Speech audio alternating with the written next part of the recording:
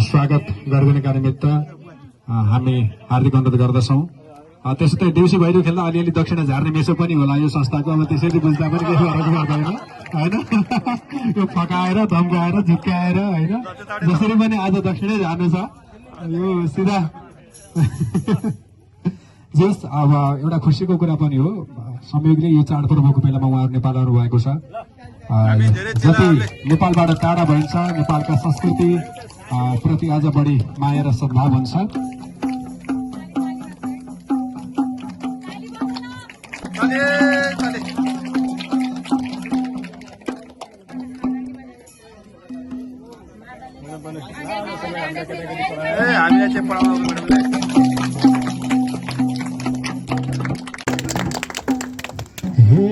स्वागत भयो खादा र मालाले झर्छ डलर पक्कै यो पाचालाले।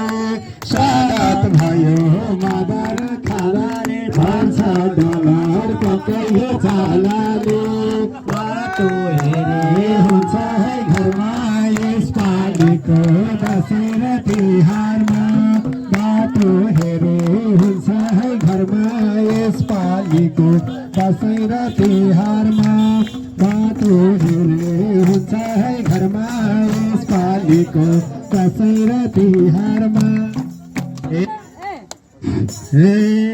तँ जानलाई किन हो साँचेको कति राम्रो शर्मेरम नाचेको।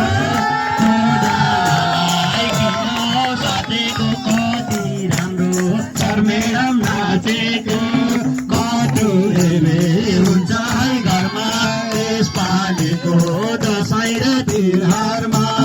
बाटो हेरे हुन्छ है घरमा यसपालिको दसैँ र तिहारमा। स्वागत गरिदिनका निमित्त हामी हार्दिक अनुरोध गर्दछौँ। त्यसै देउसी भैरव खेल्दा अलिअलि दक्षिणा झार्ने मेसो पनि होला यो संस्थाको। अब त्यसैले बुझ्दा पनि केही फरक पर्दैन होइन। यो फकाएर धम्काएर झुक्काएर होइन जसरी पनि आज दक्षिणै झार्नु छ यो सिधा। जस अब एउटा खुसीको कुरा पनि हो, संयोगले यो चाडपर्वको बेलामा उहाँहरू नेपाल आउनु भएको छ।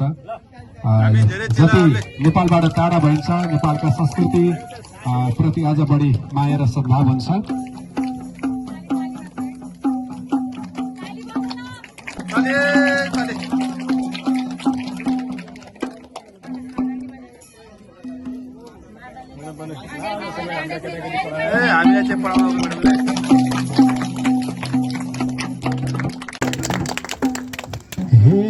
स्वागत भयो खादा र मालाले झर्छ डलर पक्कै यो पाचालाले। स्वागत भयो मादा र खादाले झर्छ डलर पक्कै यो चालाले।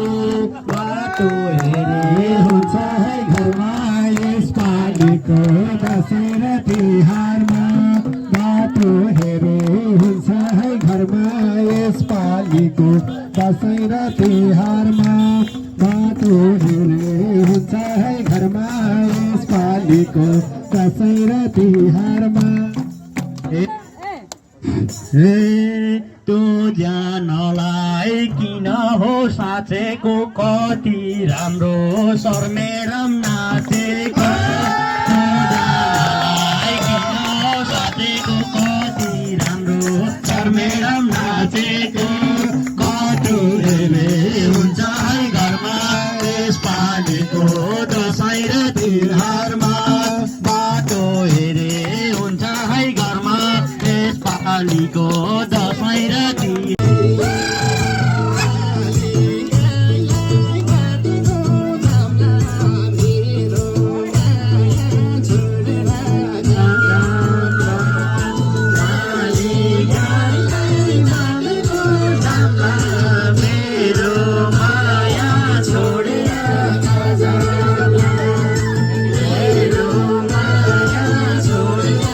स्वागत गरिदिनका निमित्त हामी हार्दिक अनुरोध गर्दछौँ।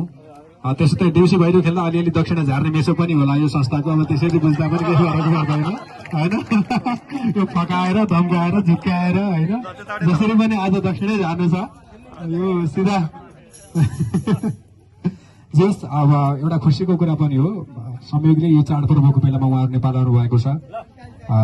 जति नेपालबाट टाढा भइन्छ, नेपालका संस्कृति प्रति अझ बढी माया र सद्भाव हुन्छ।